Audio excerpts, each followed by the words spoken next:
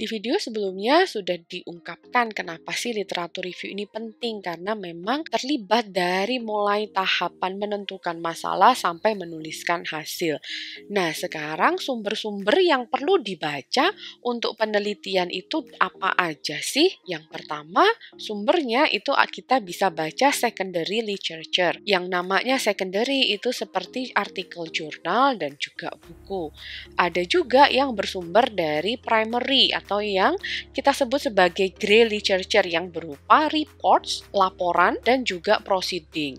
Laporan ini biasanya diterbitkan oleh organisasi-organisasi yang kredibel seperti World Bank, kemudian IMF, ada juga laporan yang dikeluarkan oleh Badan Pemeriksa Keuangan, ada laporan yang dikeluarkan oleh Bank Indonesia. Laporan-laporan ini boleh juga dibaca dan dimanfaatkan sebagai justifikasi atas apa yang kita tuliskan dalam penelitian kita. Nah, kita bahas satu-satu. Jurnal itu ada dua. Ada jurnal yang peer-reviewed atau yang biasa kita sebut sebagai academic journal.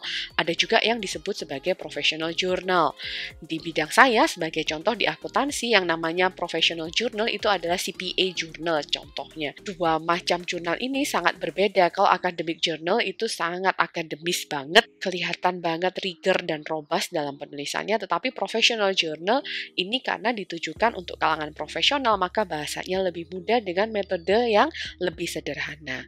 Keduanya boleh dimanfaatkan dalam menulis tinjauan pustaka. Ada juga conference proceeding. Proceeding itu biasanya memuat tema-tema penelitian yang baru, tetapi hati-hati ketika Anda ingin menggunakan proceeding sebagai sumber rujukan, karena proceeding belum tentu sudah ada review secara ilmiahnya. Jadi, kalau ingin mencari tema baru, bolehlah ngintip-ngintip proceeding, tetapi sebisa mungkin ketika kita ingin mensitasi, gunakan sumber yang lebih kredibel. Bisa juga Anda itu mencari ide untuk menulis itu dari koran atau dari majalah. Sebagai contoh, kalau di bisnis itu banyak informasi-informasi yang bisa dikutip dari majalah SWA, dari Bisnis Indonesia. Nah, biasanya majalah, koran ini digunakan untuk menjustifikasi topik yang diteliti, menjustifikasi masalah.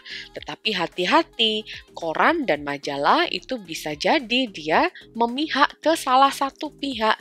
Jadi bisa ada bias dalam pemberitaan. Sumber lainnya tentu saja Anda boleh baca buku. Biasanya buku ini digunakan untuk menulis di bagian teori, karena teori itu biasanya sudah dibukukan. Anda bisa membaca dari reports, dari laporan-laporan yang dikeluarkan oleh organisasi yang kredibel. Cluenya apa? Kalau dia itu kredibel atau tidak? Biasanya yang .org, nah ini adalah yang kredibel. Jadi baca laporan-laporan dari organisasi-organisasi yang websitenya itu diakhiri dengan .org. Kemudian boleh nggak sih saya itu membaca tesis orang lain? Jawabannya boleh, tetapi sebisa mungkin sitasilah dari artikel yang keluar dari hasil tesis itu. Skripsi kakak tingkat boleh nggak sih? Lupain aja deh baca skripsi kakak tingkat. Sumber lain yang jauh lebih kredibel, yang jauh lebih bagus dari skripsi kakak tingkat itu banyak. Kalau ada yang lebih bagus, ngapain cari yang paling jelek? Dari sini sudah banyak ya yang bisa dibaca untuk membantu mengkonstruk penelitian Anda. Di video berikutnya kita bahas bagaimana sih caranya searching.